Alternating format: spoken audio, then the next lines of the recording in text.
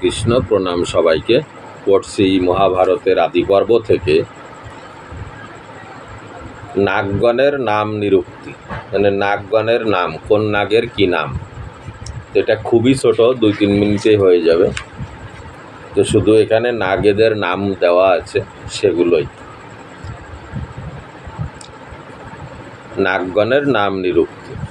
সৌনক কহিলেন, হে সুতনন্দন, তুমি ভুজঙ্গমগণের মাতৃসাপ ও বিনতার পুত্রসাপের কারণ এবং বিনতা গর্ভ সম্ভূত পক্ষীদ্বয়ের নাম কীর্তন করিলে, আর কদ্রু ও বিনতার সভর্তা কাশ্যপের সন্নিধানে কিরূপে বর প্রাপ্ত হয়েন তাহাও কীর্তন করিলে, কিন্তু এ পর্যন্ত সর্পদিগের নাম কীর্তন করো নাই।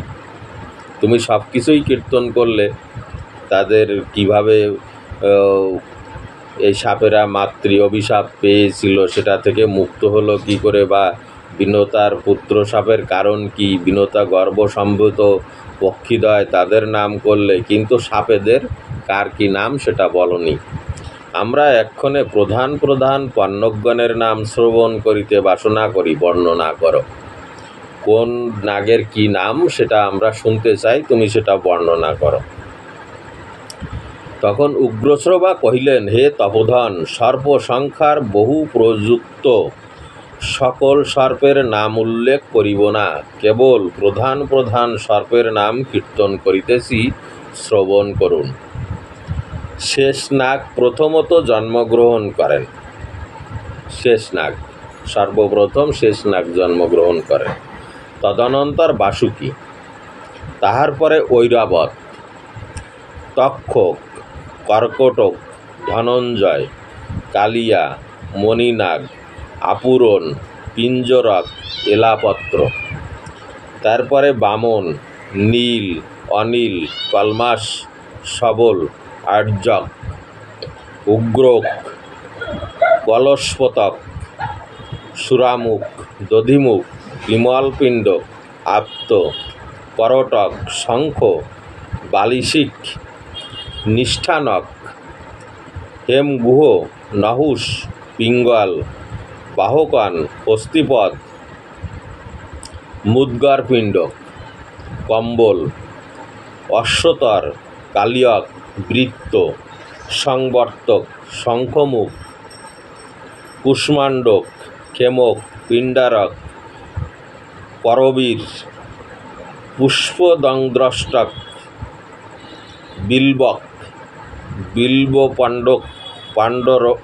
বিল্বপাণ্ডর, মুস্কাদ, শঙ্খশিরা, পর্ণভদ্র, হরিদ্রক, অপরাজিত, জ্যোতিক, শ্রীবহ, কৌরব্য, ধৃতরাষ্ট্র, শঙ্খপিণ্ড, বিরজা, সুবাহু, শালীপিণ্ড, হস্তিপিণ্ড, পিঠরক, শুশুক, কৌনপাশন, কুটর, কুঞ্জর, প্রভাকর, কুমুদ, কুমুদাক্ষ, তিত্তিরি, হলিক, কর্দম, বহুমূলক, কর্কর, অকর্কর, কুণ্ডধর এবং মহোদর। হে দ্বিজসত্তম, প্রধান প্রধান সর্পগণের নাম কীর্তন করিলাম, বাহুল্য প্রযুক্ত অন্যান্যের নামোল্লেখ করিলাম না। হে তপোধন, ইহারা ব্যতিরেক আরও সহস্র সহস্র প্রযুত অর্বুদ সর্ব আছে, তাহাদের সংখ্যা করা অতিশয় দুঃসাধ্য। এরপরে শেষ নাগের সর্পসঙ্গ ত্যাগ। তো এটা এইখানেই রাখলাম, ছোট পর্ব। এর পরের দুটো পর্ব করব পরে, এখানেই রাখছি। হরে কৃষ্ণ।